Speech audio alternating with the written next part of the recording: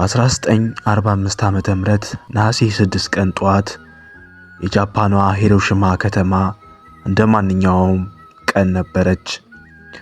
ሕፃናት ወደ ትምህርት ቤት ይሄዱ ነበር። ወላጆች ወደ ስራቸው ይወጡ ነበር። ሰዎችም ስለ ነገ ህይወታቸው ያስቡ ነበር። ነገር ግን በጥቂት ሽርፍራፊ ሰከንዶች ውስጥ ሁሉም ነገር ተቀየረ።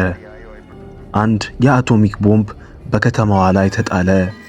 በአንድ ቅጽበት ሺዎች ሞቱ፣ ቤቶች ወደሙ፣ ቤተሰቦች ተለያዩ፣ ህመሞች ተቀበሩ። የተረፉትም በአካልና በልብ የማይሽር ቁስል ይዘው ኖሩ። በዚያን ጊዜ ብዙዎች ሂሮሺማ ለዘላለም እንደጠፋች አስበው ነበር። ነገር ግን የሂሮሺማ ሰዎች ዓለምን ያስደነቀ ውሳኔ ወሰኑ።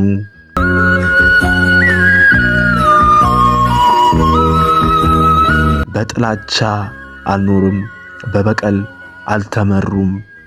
ልጆቻቸውን ጠላቶቻችሁን ጠሉ ብለው አላስተማሩም። ይልቁንም ጦርነት እንደገና እንዳይደገም ሰላምን ጠብቁ ብለው አስተማሩ። በቀል አያድንም፣ ፍቅር ያድናል ብለው አስተማሩ።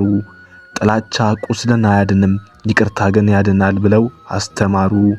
ዛሬ ሂሮሺማ ለዓለም የሰላም ምልክት ሆናለች።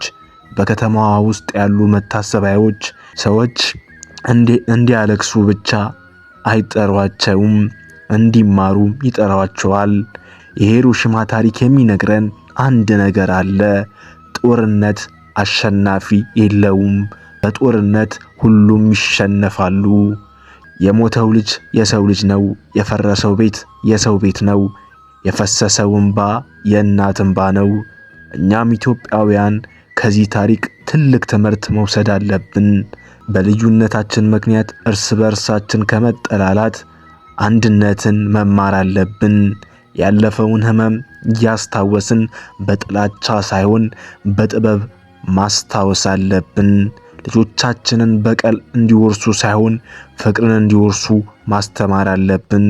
ሂሮሺማ ከአመድ ተነስታ ለዓለም የሰላም ምልክት ሆናለች። እኛም ከቁስላችን ተነስተን ልጆቻችንን የምናስተላልፈው ጥላቻን ሳይሆን ፍቅርን፣ በቀልን ሳይሆን ይቅርታን፣ ግጭትን ሳይሆን ሰላምን። ምክንያቱም የተሻለች ኢትዮጵያ የምትገነባው በጥላቻ አይደለም፣ በፍቅርና በሰላም እንጂ። የተሻለ ወደፊት የሚፈጠረው በበቀል አይደለም፣ በይቅርታ ነው። እናም የሂሮሺማ ጥሪ ዛሬም ለዓለም እንዲህ ይላል። ጦርነትን አታውሱ ግን አትድገሙ። ህመምን አታውሱ ግን ጥላቻን አታስተላልፉ። ፍቅርን ምረጡ፣ ሰላምን ገንቡ።